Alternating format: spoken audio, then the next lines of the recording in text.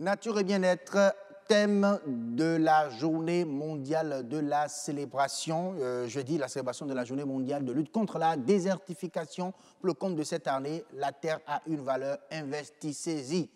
On va détailler ce thème avec l'invité de Amandine Aniambossou dans un instant. On suit d'abord ce reportage de Amandine elle-même, voilà, qui nous parle déjà de la désertification. C'est en introduction.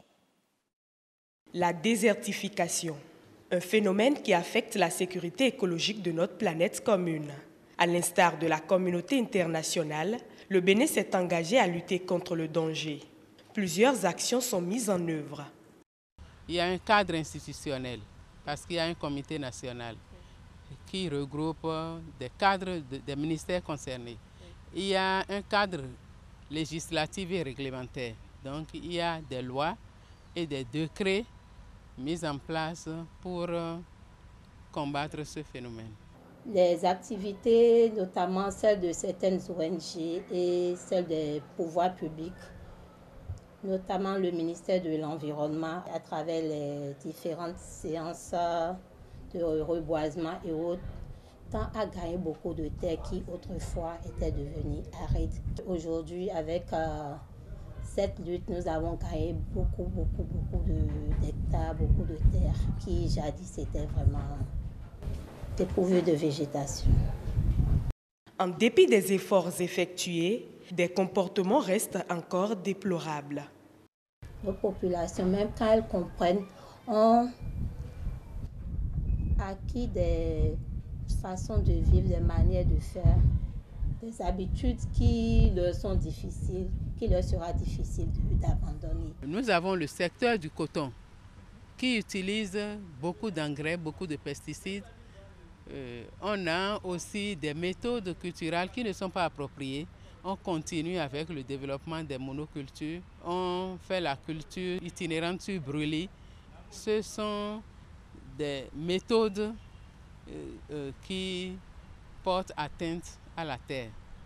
Nos populations ne savent pas manipuler les intrants, tout ce qui peut les aider à maximiser les cultures, à accroître leur rendement.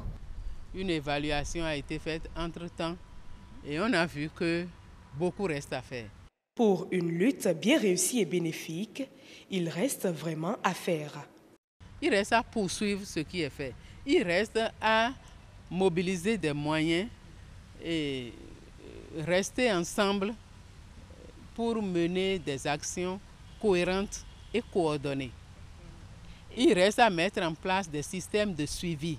Il faut que nos sensibilisations se fassent désormais dans nos langues locales pour que la cible, les vraies cibles, comprennent le langage que nous véhiculons, ce que nous voulons leur faire comprendre pour qu'ils puissent accepter de changer leur comportement. Dans la même lancée, les objectifs de développement durable à l'horizon 2030 prévoient d'ailleurs de lutter contre cette dégradation en recourant à des modes de consommation et de production durables et en prenant d'urgence des mesures préventives contre les changements climatiques.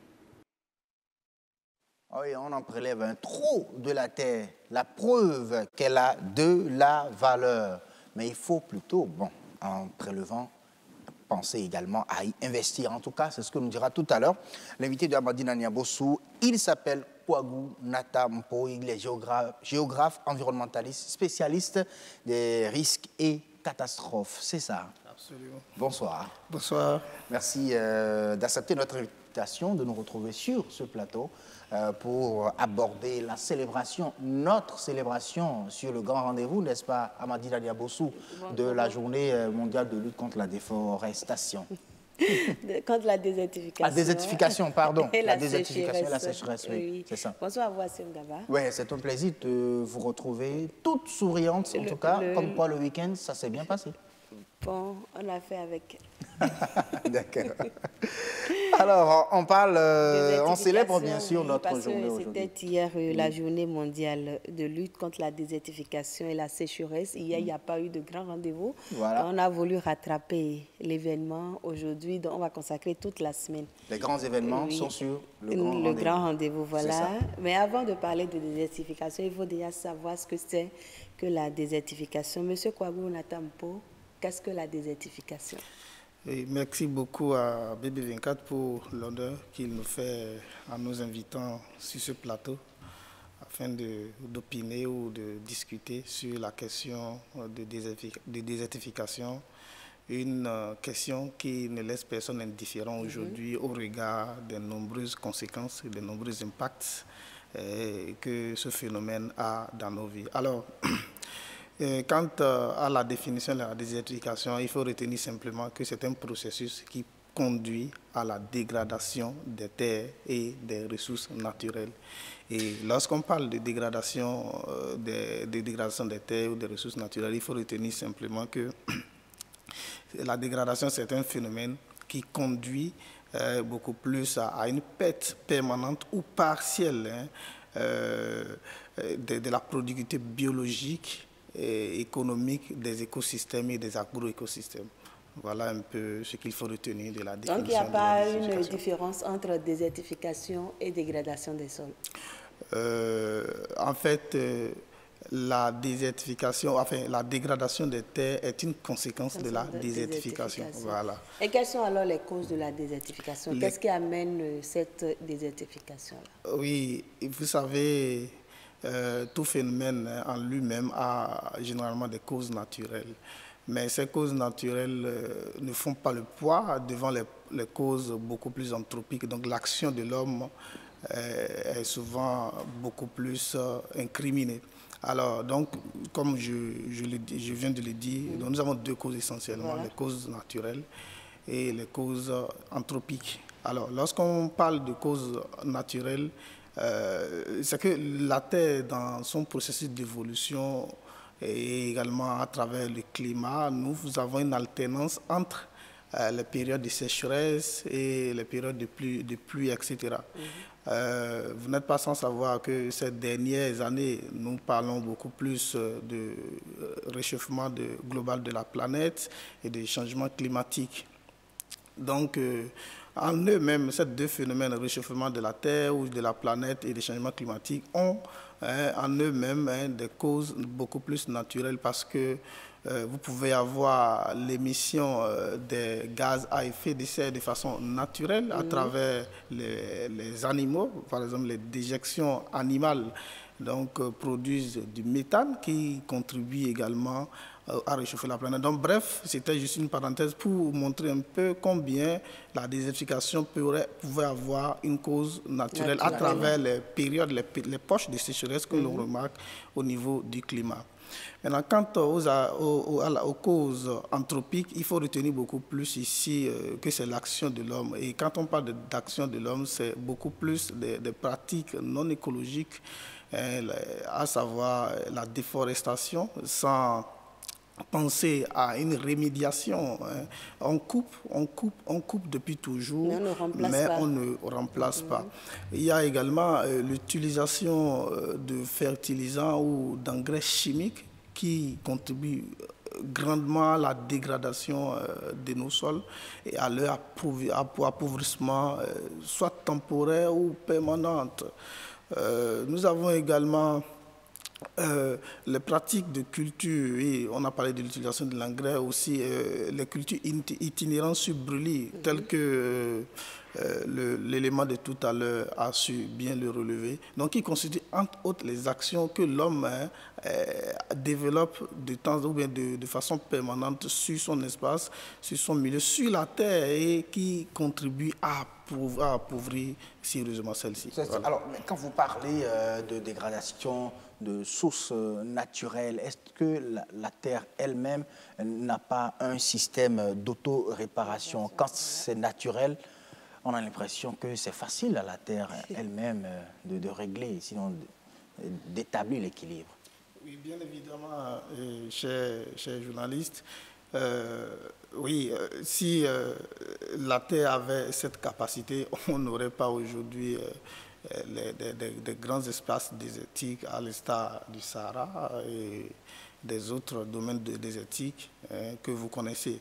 Oui, c'est vrai, l'autorégulation est tout naturelle parfois, mais les actions anthropiques viennent amplifier un peu les causes naturelles et ça fait que l'autorégulation devient difficile à la Terre ou devient difficile aux écosystèmes. Donc voilà un peu ce que je tenais à apporter comme contribution. Est-ce que selon vous, c'est opportun une journée pour lutter contre la désertification et la sécheresse? Absolument, c'est bien opportun. En fait, la communauté internationale, depuis 1972 ou depuis plusieurs décennies, ne reste pas sans action quant à ce phénomène qui touche la majorité des pays du monde et particulièrement l'Afrique. Donc, d'où la création ou l'instauration d'une journée mondiale de lutte contre la désertification et la sécheresse. Donc, journée au cours de laquelle on rappelle un peu les dangers que les pratiques de l'homme ont sur l'environnement, ont sur la terre, etc., etc. Donc voilà un peu l'origine ou encore voilà un peu l'importance de la journée, de cette journée. Et que vous inspire alors le thème de cette année? La terre a de la valeur, investissez-y. Voilà. Le thème de cette année, le thème, la thématique de cette année, comme vous avez su bien le souligner, inspire à bien d'égards. La terre, naturellement, comme le journaliste, l'ami Assioum a su bien le souligner tout à l'heure dans son introduction, la terre nous apporte tout. La terre est la base même de tout ce que nous faisons sur cette terre. Bon, c'est vrai, c'est la terre. Voilà. Donc, nous cultivons sur la terre, nous construisons sur la terre, nous faisons nos aménagements sur la terre, nous faisons bien de choses. On s'habille de la terre. On s'habille de la terre, si vous voulez, oui. Parce que le coton est cultivé dans la terre, et puis voilà, c'est ce coton qui est utilisé et transformé pour nous donner les habits que nous avons. Donc, bref, la terre, la valeur ou l'importance de la terre n'est plus à démontrer au regard de ces nombreux services ou bien au regard des nombreux services que celle-ci procure. Comment on peut investir alors dans la terre? Voilà, on peut investir dans la terre, on peut développer beaucoup de stratégies, on peut développer beaucoup d'actions visant à restaurer cette terre dégradée, etc. Donc, entre autres actions que l'on pourrait déjà commencer à mener, il faut penser déjà aux campagnes de reboisement. Donc, je pense même que c'est pour pallier à ce phénomène que la journée nationale de l'arbre au Bénin et également la journée internationale de l'arbre ont été institués. Alors, en dehors de cela, il faut également revenir aux méthodes traditionnelles de culture qui nécessitaient moins d'engrais chimiques. Voilà. Il y a aussi que l'on pourrait utiliser beaucoup plus ce qu'on appelle de la matière organique. Donc, voilà, à partir des déjections animales, à partir des déchets même de la production humaine, pour pouvoir fabriquer des engrais qui pourront quand même contribuer à la restauration de cette terre et éviter leur appauvrissement continu. Donc voilà, entre autres, les quelques actions déjà que l'on pourrait mener. Sans oublier également les actions de sensibilisation des différentes populations ou des différents acteurs qui contribuent à l'appauvrissement pointu ou à l'appauvrissement accéléré de cette terre. Monsieur Kwagoul Tampo, est-ce que selon vous, il y a de l'espoir? Pourrait-on arriver à bout de ce phénomène de ces jours?